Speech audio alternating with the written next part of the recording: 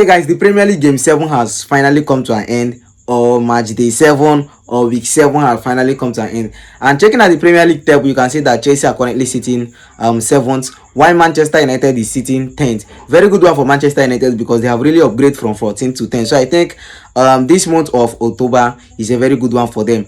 Moving into the international break by next week, which means that there won't be any Premier League game coming up, and it is a very big advantage for Chelsea Football Club because the injury crisis in our club, bro, it did too much. It did too much. You get one or two rumors, one or two news where say done the lap on the side of Kopama possible return, the likes of Tosin, Wesley Fofana, and all you got to know surrounding every Chelsea player that is currently injured.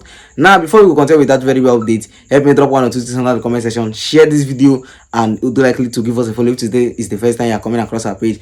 Now, checking out the Premier League table, you can see that Arsenal are already leading the Premier League table. Manchester City won their game this week. Manchester United won their game. Tottenham won their game. Chelsea won their game. What again?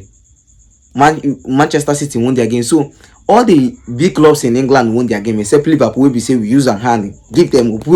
Now the only team for England where we say we banter this week now Liverpool. So I think it's a very good one for every big club in the Premier League so far in the match day 7. No banter. We no banter anybody except Liverpool. Now, checking on the Chelsea injury, the possible return of that of Kopama and Tosin are likely going to be against Northern Forest at away, because after the international break, Chelsea will quickly be facing Northern Forest at away. Now, checking at Northern Forest, since they sacked their manager, we restored them to where they supposed to be. They have played 7 matches without a win.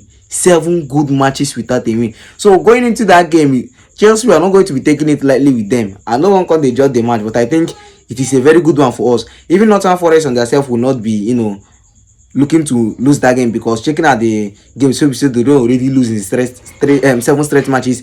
It will be a very difficult match because there is no game in the Premier League that it's easy.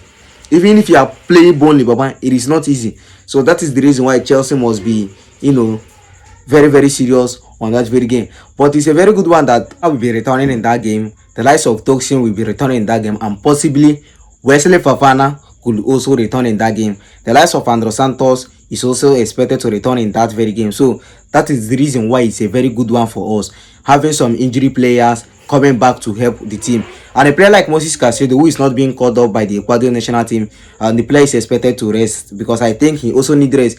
On the case of Enzo Fernandez, I just wish see Argentina no call him.